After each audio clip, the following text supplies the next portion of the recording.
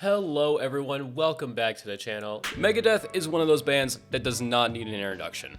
After being kicked out of Metallica shortly before the recording of their debut album, guitarist Dave Mustaine did what few people could have pulled off.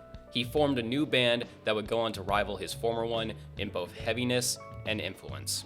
As part of the big four of thrash, Megadeth has spent decades at the top of the genre, releasing some of the most acclaimed metal albums of all time, selling out massive venues around the world, and earning countless awards and accolades along the way. Their legacy as one of the most successful and influential metal bands in history cannot be overstated, which is exactly why it came as a surprise to so many people, myself included, when the band announced that they were working on what was to be their final studio album, followed by one last extensive tour before retiring.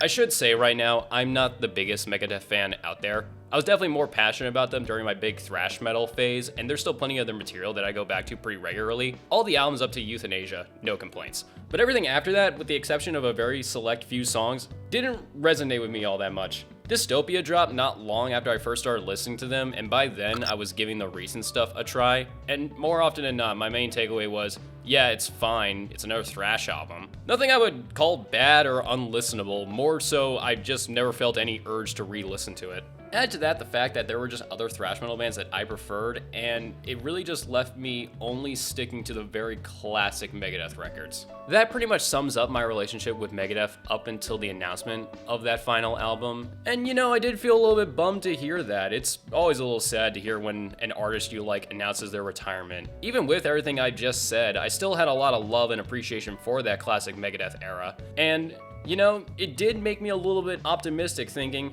okay, if this is truly to be their last studio album, I would hope Dave seriously takes the time needed to make sure it counts. Then the promo started coming out and pretty much killed all my optimism. Because do you want to know how Megadeth decided to announce all this big news? On August 14th, 2025, they released a short YouTube video made with AI. F*** you. Seriously, why? You are one of the most critically and commercially successful metal bands of all time, announcing your final farewell after a 40-year career. You and your label can afford to do better. Rewatching this, I'm pretty sure nearly all this can be shot in one day with a couple actors in a room with a green screen. The announcement loses a lot of its emotional impact when I can clearly see all the imperfections that comes from using AI content. Everything having that slightly uncanny look to it, the complete inability to write out actual words. This left such a bad taste in my mouth. I already have to deal with my industry being replaced and dominated with AI. Seeing other artists use it for their projects, especially when I'm positive they have the means to afford a decent real-life film production, feels personally insulting. And finally, it also just leaves me feeling kind of distrustful, because when an artist shows that they are comfortable incorporating AI, then I start getting wary. Oh, what else could they be using it for? Besides going over it on the podcast that rocked that next week, I didn't really think about it too much until October, when not only more news on the tracks was coming out, but also the singles were starting to get released as well. I listened to Tipping Point when it was out. I thought it was okay. We'll get more into that later. But what piqued my interest more was the announcement of not just the track names, but also the inclusion of two bonus tracks. One of them being a cover of Metallica's Ride the Lightning. Okay, I'm pretty sure everyone who knows Dave Mustaine knows already. He was Metallica's lead guitarist, and by all accounts, including his own, he was a drunk asshole. So much so that the rest of the band threw him on a bus from New York to California like a month before they were to record Kill 'Em All. And for the next 40 years, Dave has made it abundantly clear how much that pissed him off. It's no secret, though, that he contributed to some of Metallica's most notable material, one of them being the song Ride the Lightning.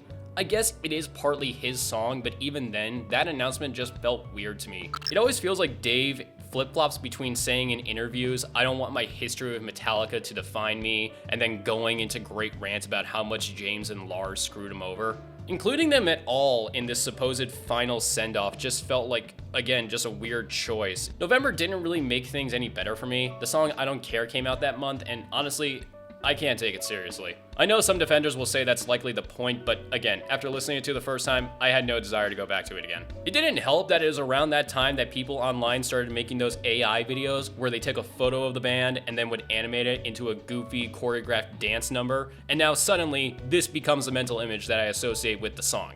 And even before the month was out, Dave made some comments to Metal Hammer on his hope that Megadeth's final show would be on the moon, being inspired after other celebrities like Katy Perry and William Shatner underwent space flights themselves. Look, I'll be honest, if we can get Megadeth or just any metal band to do a concert on the moon, that would be f***ing awesome. But I don't think it's gonna happen anytime soon.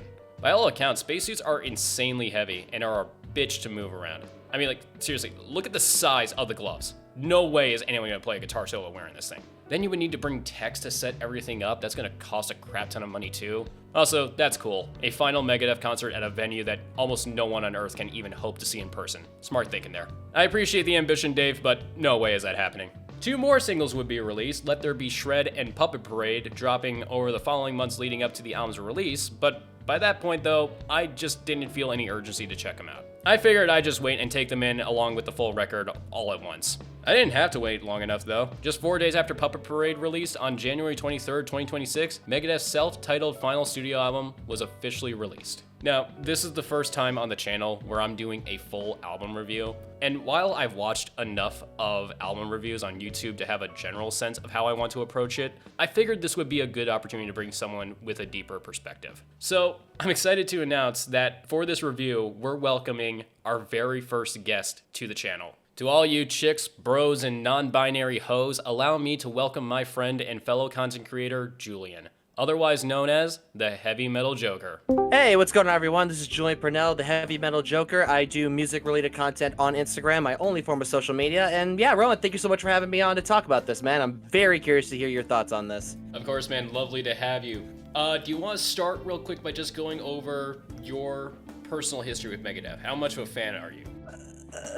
Well, when it comes to Megadeth, like, out of all the big four, they're probably personally, my least favorite out of the entire big four. I aim more towards the Metallica fandom. Those, like, first 5 or maybe 6 albums, I think are some of Megadeth's best records, if you ask me. Like, I think the last time they put out a decent album was 2009. That's just me. But, like, other than that, I think it's mostly a meh album cycle when it comes to Megadeth. Like, you either get a pretty good record, or you get a meh record, or sometimes you get a really, really bad record. And we've seen how bad Megadeth can get over the years. We have, and it's kind of cool that you are introducing this sort of spectrum, really, because honestly, I guess we're gonna go straight into it. I think when it comes to this final album, which everyone is saying this is the final Megadeth album, even Megadeth themselves, I listened to it like 3 times all the way through today, and I gotta be honest, man, this is such a run-of-the-mill thrash album that there really isn't too much that's memorable, you know?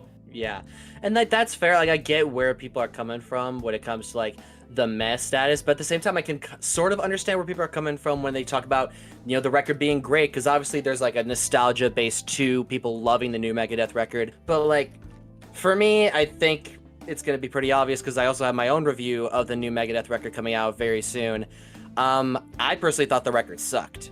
I have a lot of respect for Megadeth as a band. I respect what they've done for the metal scene, and like, obviously Dave Mustaine is an icon in the industry, but I just thought the record wasn't it. And again, I don't think they've put out a good record, or at least a decent record, since 2009. As a matter of fact, I think that's even a stretch if you ask me. I like the instruments fine. There was nothing wrong with there. Mm-hmm. There was actually some good moments with the instruments. I really like Tipping Point. I like Puppet Parade. I like some stuff with Obey the Call. Obey the Call probably had like my favorite guitar solos on the album. But again, I listened to it. I thought it was fine. And then like I come back like a day later or something like that, and I don't remember a single thing. It's like that's the thing. There's like nothing. There's almost nothing memorable about this. The only thing I can like remember off the top of my head is the chorus of Puppet Parade, and that's really it. Right.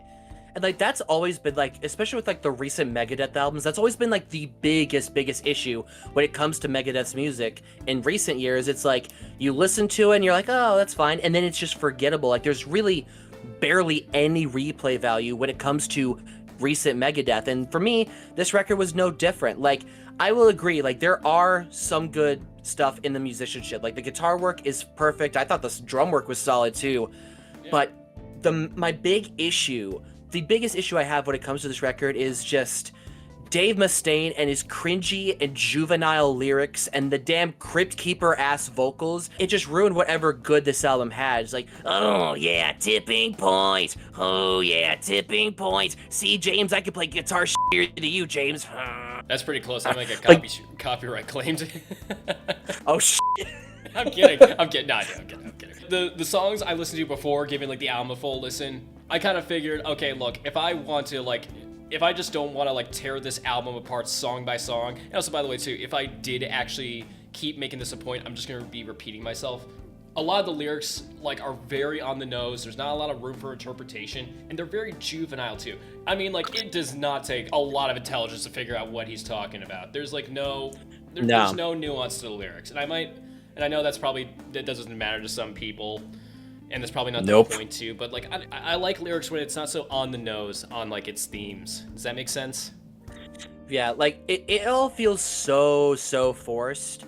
But and like again, his voice is what kind of ruins it. It makes it even worse. Like I know a lot of people are like, again, I gave the last record a pass because of what he was going through health wise, but now I can't give it a pass because I have to be brutally honest. I know some people are going to argue the age aspect, but Bruce Dickinson from Iron Maiden is in his 60s and he still sounds amazing. Rob Halford is in his 70s and he still sounds amazing. So I can't really give the age argument a pass either, because you're seeing bands like Judas Priest and Iron Maiden, even Metallica, go out there still to this day and put on some of the best performances vocally I've ever heard. So in a way, I can't really give the age argument a pass. I have never gone back to a Megadeth album or song for Dave's voice, so I can give it like some leniency. Right. Here's the thing though, with his singing style, I don't remember if this was just like if this is something he always did, or maybe again it's just kind of like, you know, his voice kind of just would gradually get more f***ed up. But like he barely. It's not like he really sings on this album, just more like growls as he talks throughout this whole album. Yeah, and like even that's kind of a stretch too. Yeah. It's like I don't know what the hell he's even doing. It's like I have to kind of like not even think about them, because if I actually do start judging them, it's like I would be tearing this album apart a lot more, because it's grating. You know, I just made that video on the Desert Island albums, and one of my biggest points when it came to just picking my albums was that like I don't want an album where a lot of the songs sound the same. I want some diversity. And if this was the album that you had on a Desert Island, you're really a song. Like you don't have a lot of options. No, you do not. Again, when I was giving these a listen, there were times where it's like I'm not entirely paying attention. I'm just trying to do like other stuff, and I'm sort of spaced out. And it's like I don't even realize a new song has started playing. This is how cut and dry a lot of these tracks feel. And if I'm being honest, just going back to the vocals for a sec, just again, the whole growling thing, especially with like a song like Hey God, it feels like he's trying to go back to like that that Sweating Bullets, Symphony of Destruction sort of like literally style. And it's just like, look, it was endearing in Sweating Bullets, because I mean, like, it was a gimmick, but it was kind of a fun gimmick. Here, it just feels forced. And again, the lyrics are just so on the nose that I can't take it seriously. Yeah, like, you really can't. And it makes no sense why he would do this. Like, obviously, I think he's just doing this because he knows the Megadeth fans want it. It's like, oh, final album, might as well give everyone a nostalgia trip. But, like, I feel like the Megadeth fans, and you've seen how disappointed some of the Megadeth fans were, that he can't even really do that anymore. It's kind of like the band Creed. Like, you know you're going to get the weird-ass warbly vocals from Scott Stapp, but then you go to the modern-day stuff, and again, he can't even really do the warbles anymore, so it kind of goes hand in hand with what Dave Mustaine does. Like, would I say he's trying? He's sort of trying, but he's clearly not giving a lot of effort. I mean, like, we can't be too hard on him. When he had cancer, I think it was in his throat, so that probably f***ed him up somehow, honestly. True. But it's just more like, again, look, I tried to give it a little bit of a benefit of the doubt, because I mean, like, I feel like even a lot of Megadeth fans would say, you're not listening to Megadeth for Dave's voice. You much prefer just the instruments, really. And I will say, while a lot of tracks just felt kind of generic, I did think Let There Be Shred had a lot of influence, or kind of, it seemed like a lot more like a callback to like the early Megadeth. Like, I'm talking P-Cells and the, what was it, Mechanics? Was that the name of the first album? Well, the first record was, Killing Is My Business and Business Is Good. Yeah, I knew the song. I forgot if that was the album name too. Yeah, no. Yeah, that's the song, by the way, that he used the Four Horsemen riff. Yeah, he sure did. I will say this. I could be a lot more sympathetic when it comes to the Mechanics, because it is different in a lot of ways. Like, I mean, like, Metallica has a lot more to their version. They have different subject matter. Dave plays at a faster tempo, and he has his own solos and all that stuff. I would say they are different enough. You know, he did come up with the riff, so I guess so that is his, I guess. I'm glad he was able to at least restructure it into something that's kind of like more his thing. He's not just redoing Four Horsemen.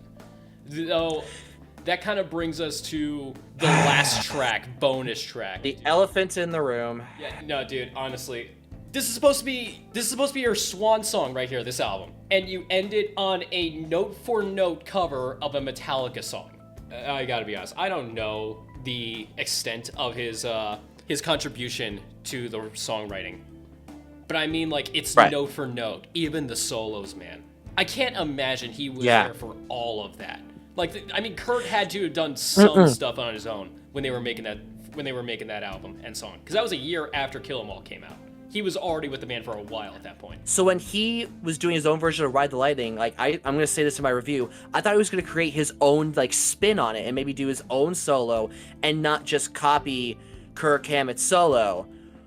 But instead he just copied Kirk Hammett's solo, and surprise, surprise, if you ask me, the cover was not good because it was literally, it's like when Disney does those live action remakes and try to change it a little bit, but like it's mostly just a shot for shot. Dude, like that's my biggest like thing with this cover. Here's the thing, when it comes to covers in general, I don't mind it, but you gotta do something that you gotta give your own spin on it, because otherwise what's the point? This is giving me the same energy as when Weezer covered Toto's Africa. And I remember that playing all the time when that came out. And I'm like, this is just Toto's Africa. I mean, this is just Toto's Africa with Rivers Cuomo singing it. And that's the same thing I can say here. It's like, okay, if you want Ride the Lightning, but you want old, gravelly voiced Dave Mustaine to sing it, other than 20-year-old James Hetfield, I mean, you do you, man. You're gonna get what you want. But nothing more than that. I just want to say, too, I really want to get your thoughts on this. What do you think he was trying to say? Because, like, honestly, I feel like he's trying to include his time in Metallica somewhere in this, but at the same time, too, the fact that it's like it's note for note, and it's the last song off what's supposed to be the last Megadeth album. You're right, dude. It just makes absolutely no sense to me why he would just do it note for note, but he just made whatever statement he was trying to make. It clearly didn't work because, again, he just proved how the original version, without his contribution to that song, was way better. That's why, for me, I feel like this record, if you ask me, was doomed from the get-go. The moment I heard Tipping Point, but also the moment I saw that AI teaser video announcing that this was going to be their last album. You remember when that dropped? When I saw that, I immediately knew that this record was going to suck. Yeah. And then, yeah, aside from the musicianship, Dave just proved me right that he cannot write good music anymore. He can't write good lyrics or convincing lyrics anymore. And he tries so hard to convince people, hey, I was in Metallica. We know, Dave. We've heard you for the past 40 years that you were in Metallica. We don't need to know again that you were in Metallica. I've even like heard claims that he's even written stuff that was on Master of Puppets. Oh, no shot. It's just like, I don't get it. Like, again, I don't know what his intention was. I don't know. If you ask me, I think it's just desperation for attention. I would have had so much more respect for him and for the Ride the Lightning cover if he just did something different. With the Mechanics and Four Horsemen, he did enough with it to make it its own thing. It's not just Four Horsemen again. He did the impossible by coming out of like the bottom and making a successful band that was able to rival the band that he was kicked out of. It is amazing that he was able to do that, and we cannot take that away from him. And he has made some god-tier metal albums. At the same time, too, this feels like such a whimper of a way to go out. I mean, again, It's not the worst thing you could find. It's serviceable, but here's the thing. You said at the very beginning that there's either great albums, meh albums, or bad albums. This is such a meh album. I would have completely forgotten it, and I think everyone else would have completely forgotten it if it wasn't for the fact that this is going to be the last Megadeth album. That's the only thing I feel like it had going for it. That is very true, but even then, like, the album came out, like, what, 2 weeks ago? And already people are forgetting about it because, not to mention, that same day, Poppy released her new album, Empty Hands, and that's still the big thing everyone is continuing to talk about in terms of heavy music, is how great that new Poppy album was. And it's ironic that it comes out the same day Megadeth's album comes out, because we got a much better album over a pretty much forgettable album. Like, I haven't talked to anyone else aside from you about the new Megadeth album in the last 2 weeks, so that alone should tell you just how forgettable and just how like tone deaf it really is. Dude, you know how we had on the podcast last week, we had Metal Burp. Luke needed us all coming a little bit earlier just so he can get the OBS settings just right, or the recording settings, whatever. And I was just trying to make like small talk where it's like, oh yeah, Joker and I are like, afterwards we're gonna be talking about recording a Megadeth video and just talking about the new album. What did you guys think about it? And they were like, it was eh. That was all anyone had to say. Eh. It's like no one elaborated. No one wanted to have a discussion about it. Right, and like much love to Metal Burp. He's crushing it right now. I love his videos, but it's just like that alone. When someone like Metal Burp, who always has something like very constructive to say about albums and music in general when he does his reaction videos, like that's shocking to me. When you have Metal Burp having nothing to say about a Megadeth album or just any album in general, because he always has something to say, and he's very smart with a lot of his points. Yeah, no, and or Luke either. He's pretty on point with the big releases. He's quick to do reviews on those things too. And again, it's like he didn't do anything about Megadeth, which I think is just telling. And no, again, it's what you said. No one is talking about this record in any actual meaningful way rather than just like kind of like joking about them. You know? Do you remember Ellie Yeet? I do know Ellie Yeet, yes. Yeah, they made a video where they played the Megadeth and the Metallica versions of Ride the Lightning. But like literally every other measure, it flip-flopped between the two. It's the exact same. It's not just the exact same. It is the most like if you wear this with headphones and you actually try to listen, you're gonna like that is like torture. Honestly, I got through like the opening riff. I'm like, I can't do this. I can't do this. I'll link it to you afterwards. It's trippy. It's very trippy. This is like, imagine if you took acid while trying to listen to like this song. This is like what you would hear. Oh my god. Yeah. Yo, imagine taking acid watching those early Megadeth videos. Like taking acid before watching the video to Sweating Bullets and just 2 Dave Mustaine's on the screen like, what the f is happening? Oh, you know there was like one stoner, you know, watching MTV or something when that happened. Hundreds of Dave Mustaines around me. I don't know what to do. Help! Help! They all want to challenge me to karate. My hindsight is 2020, Dave. Don't remind me. The f are we doing? I don't know. You know, you said this is a serviceable Megadeth album as far as instruments go. I'm not even thinking like Megadeth. I'm just like thinking like any typical thrash band. I mean, like it feels like a band like Havoc or Dead Heat could make this like same type of like album. I actually made this a point like in my notes when I was going through this album, and I actually said that the instruments on I Don't Care reminded me a lot of something from Municipal Waste.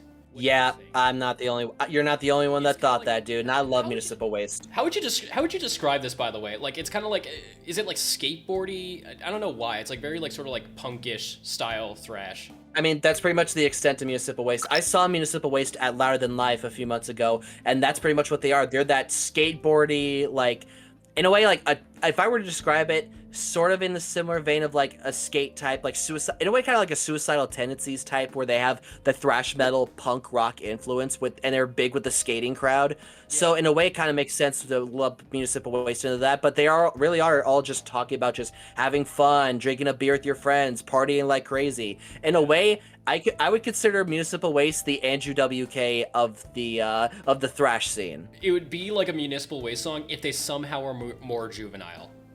Which I feel like that's impressive. Yeah, I mean, that's pretty much, Juvenile is pretty much the perfect way to describe most of this album's lyrics. Yeah. So.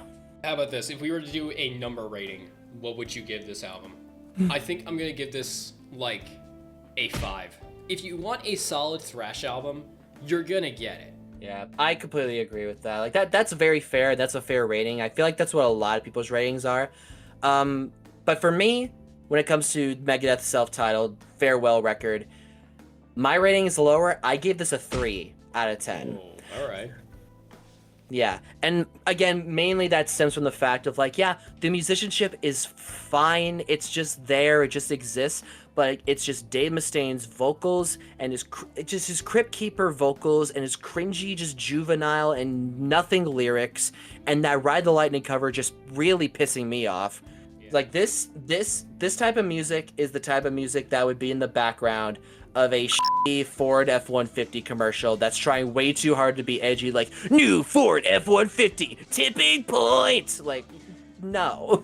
See, I can imagine like I Don't Care being used in like some 90s-esque like energy drink commercial. It's like music that we played for Monster Energy Mutant. What's Monster Energy Mutant? You don't remember Mutant? Oh my god, this was Monster's way to try and get into the soda game. And the soda, yeah, they were called Monster Mutant, and funny enough, they were a sponsor for the 2018 Farewell Vans Warped Tour, and they are giving out free mutant stuff all day that day at the Monster stages. It was easily the worst soda I've ever had. Oh my god, think Mountain Dew, but shittier. Oh, I hate Mountain Dew already. Oh god. Exactly. So it's like if you pour toxic waste into a thing of Mountain Dew, and that's what Monster Mutant is. Again, I just want to say thank you again so much, Joker, Julian, for your time here talking about this. Thank you. For the viewers, where can they find your content? Well, Rowan, everyone watching this video, you can find my content on Instagram, my only form of social media known to man, HeavyMetalJoker_music. I'm currently on my month-long break before March comes around and we start the 2026 album review cycle, and we already got a doozy. We already got a doozy of some albums. I already have a contender for my worst album of 2026. Just gotta wait to see. Our conversation here today. Oh. The exact opposite, my friend. Oh. All I'm gonna. Oh, do I want to spoil it, or do I want to make the audience wait? Make your audience wait. Make them work for it. They gotta subscribe to your channel. Yeah, you gotta work for it. Yeah. Yeah, follow me on Instagram, man. Come on. Everyone, check out Heavy Metal Joker. He's a great friend. He's a great commentator. Really knows his stuff. Seriously, man, it's been a pleasure. Thank you very much for having me. I hope to be back on in the future, man. Thank you for having me. Of course. So that pretty much sums up my thoughts and review of the album. There is a second bonus track besides Ride the Lightning called Bloodlust. It's not available on digital platforms. It's only available on vinyl copies that are exclusive to Target. Cool. Thanks, Dave. If the last 20 minutes haven't made it obvious, I'm not all too inclined to spend $40 on this album just to hear one more song. I found like more than a dozen fan uploads after a Google search. Again, it's fine. It's completely inconsequential. Not anything I would say worth the hassle of being a store exclusive though.